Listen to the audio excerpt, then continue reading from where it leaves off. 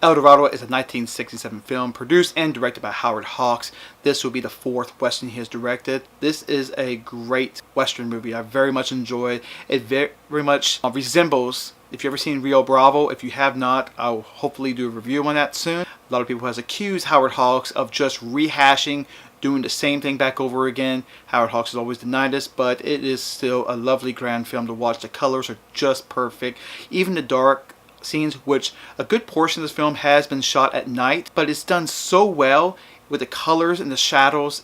He knows how to make a film, and this is why I think Westerns was probably his best genre of making films. He has been known to make films of every kind, and I've never seen a director so diverse into filmmaking. And I think he's one of my favorite directors, besides John Huston and John Ford and Steven Spielberg at one time, when he always directed fantastic films. Not anymore. The movie is 2 hours and 6 minutes, and not a single scene has been really boring. Every scene does justice. I love every color. The costumes, sometimes they're a little bit too clean, and it has that Western cliche and stereotype fighting, but it's done just right, and it's what you expect. If you want to see a good Western fight with the gunfights and just the characters just playing off each other, it's done so well. None of these roles feel forced, and that's what I very much enjoy. James Caan is just a great actor, even with people call it a very odd hat in the Western, but then again, you gotta look at the time frame it was made, and I like his hat. If I could have that hat, I would wear it.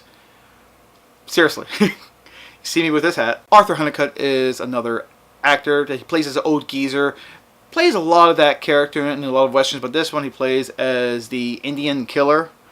Talks about his glory days of when he was out when the West was just starting, so has those actors leaning against him for continuing the story, which is still done very well. Has light comedy, so the comedy is not overbearingly bad, and it doesn't go on and on. Everything is just right. There's a couple of scenes when they have that little bar fights and the punching. You know, you can see how it's missing a good several feet, but it's still entertainingly fun, and I get a kick out of it every single time I watch it. I've never been bored from this film. I think the most times I ever watched this film, and one day I was very sick and I watched this film 3 times in a row because it is just that good. The female actors, I wish I remembered their name, but when you watch the film, you see they are done very well. They're not done very stereotyped, like the woman cannot survive without the clenches of the arms of a man. It's done very well. The women show themselves like, I don't need a man. I can operate this gun. I can defend myself.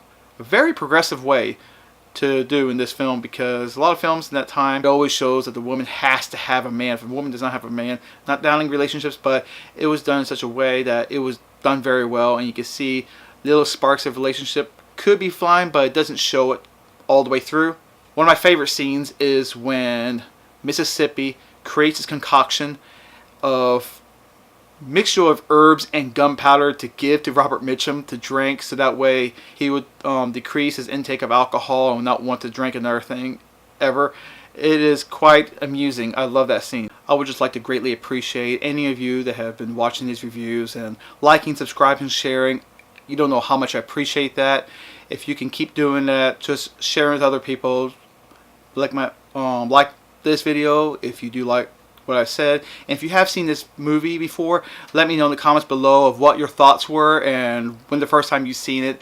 I think the first time I seen this was on the telly, and I don't know what I was doing. All I know is I came across it and it was chopped up, so I didn't get to see exactly a full 2 hours, but now when I had the Blu-ray, I got to see it, and it just brought back memories, and I very much enjoy it. Westerns is one of my favorite genres besides sci-fi and drama, so just had to say that.